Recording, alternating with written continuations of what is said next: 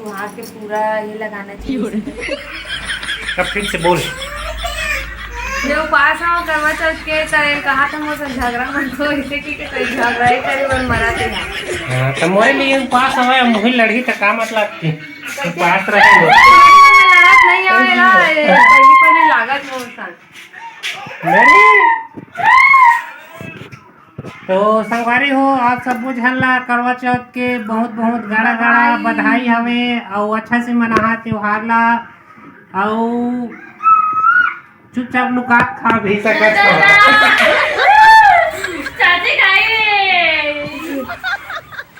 तो आप मतलब एक बार फिर से गाड़ा गाड़ा बधाई हवे। तो संगवारी हो हमन जात हम करवा चौथ के सामान लेला काबर की रोशनी उपास है करवा चौथ और रोशनी बैठे है पीछे दादू बेटा ला धर के और सामने में बैठे है बेटा और शाम के समय हो गए है तो हमन ला जल्दी जाए लगत हवाए।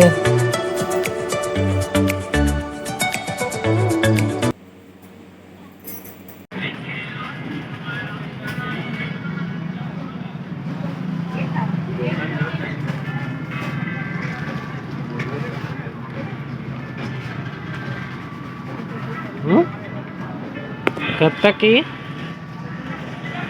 दौलत लेच का 100 कितना का हक का पूरी के हर दिन 10 रुपए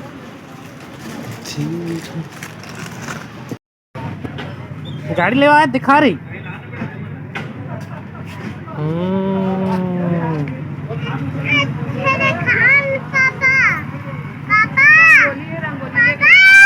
हाँ ऐसा फोटो दे ऐसा फोटो ऐसा फोटो दे भाई से कितना ये तो आगे एक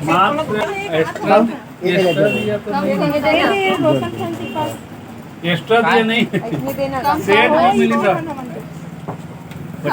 चल ये पैसे आएगा माला नहीं अरे कि माला निकालना है हमारे थोड़ा बहुत ले लेंगे तो मत ले।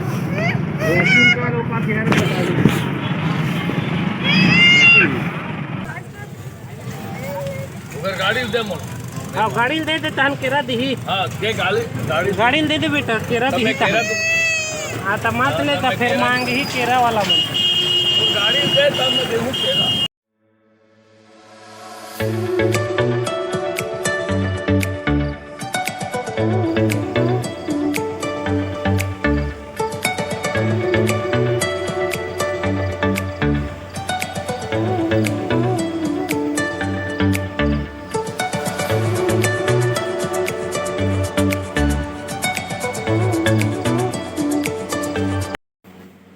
तो संगवारी हो कपड़ा ज़्यादा चमकत हवा है और वहाँ मन तैयार हो गए हवन चांद की पूजा करे बर राखी की तो मुंडाए कस लागत है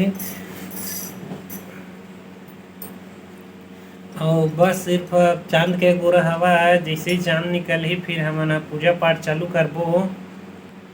तो संगवारी हो तुम्हार साइड चांद निकल गए का कई बजे हमारे साइड तो अभी 10 बजने वाला हवा है लेकिन अभी चांद नहीं निकले हवा है। भूख लागत करे पहले भूख भी लागे धरले हवा है 10 बजने वाला हवा है अपन खा रही मैं थोड़ी उपास हूँ तो अगोरना तो चाहिए ना। चल तो बिनिया तो का नया संगवारी गोरे हो- निया गोरे आगे गोरे तो बिनी के दे संगवारी हो तुमन का रखता हो तेला जरूर बता करवा चौथ में तो देख सकता हो रोशनी सजे हवे तेला ए दे मोर तो इसने वाह हाँ तो बोलते ना मतलब महिला मन ला अपन सुहाग के पूरा ये लगाना चाहिए इसी करके तो लगाए ठीक तो हवे। संगवारी में कैसे दिखा सब कमेंट करके बताओ है ना बने हाँ बने दिखत है भाई।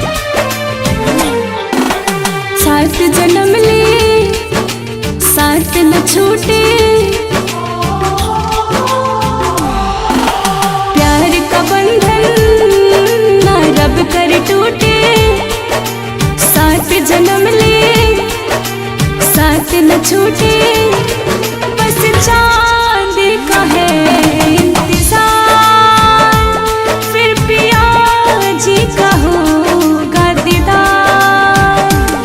करवा चौथ कहीं त्योहार करती ही रहूं बार बार।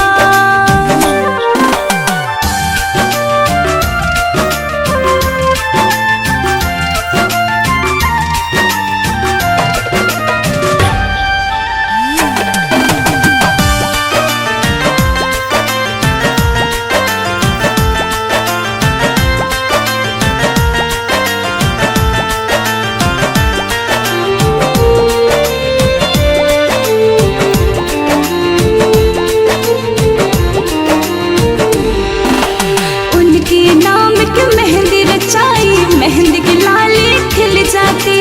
जिसकी तलाश है इन आँखों को उनकी झलक एक मिल जाती।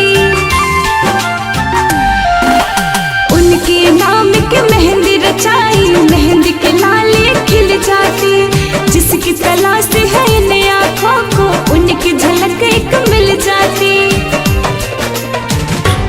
प्यार का मैं करूंगी इज़हार, है चांद तेरा है इंतजार।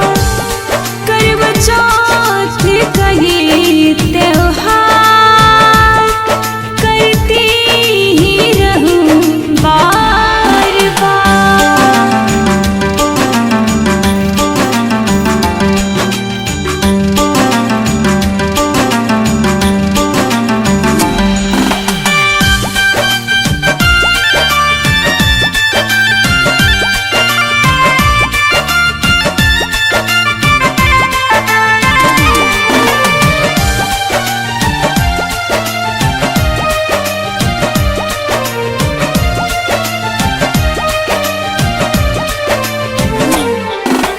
आज सजी सजना के लिए मिलने जरूर आएंगे। अपने हाथ से पानी पिला के व्रत मेरा तोड़वाएंगे। आज सजी सजना के लिए मिलने जरूर आएंगे। अपने हाथ से पानी पिला के व्रत मेरा तोड़वाएंगे। चांद निकली समय तो हम सभी जैसे पूजा करें हमारे चांद दिखा देते हैं। जब तलक है ये संसार बस चांद